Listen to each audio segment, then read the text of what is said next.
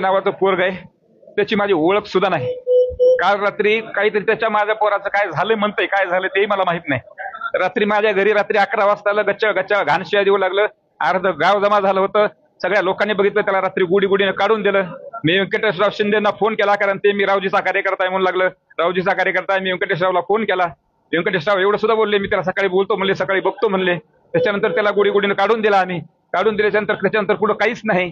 त्याच्यानंतर पुन्हा मी घरी हॉटेल आहे माझं इथं मोण्यामध्ये हॉटेल आहे. त्या हॉटेलवर सकाळी आलो. सकाळी आल्याच्यानंतर 1-1:30च्या दरम्यान घरी बहिणीच्या घरी जेवायला गेलो. आराम केल्याच्या नंतर बायकोचा फोन आला. तिथं माझ्या गावचे माजी सरपंच बसलेले होते.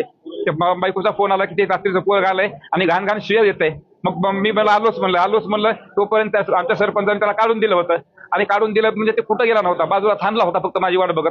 आणि मी नेमकं तिथं गेल्या त्याने जे मला कोयत्याने वार सुरू केले.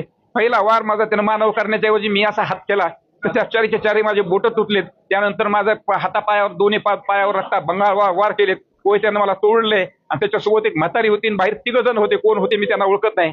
आणि बाहेर 3 जण होते, त्याच्यासोबत म्हातारी होती. त्या म्हातारीनं माझ्या बायकोला सुद्धा मारलं, कारण माझी बायको असते हॉटेलवर.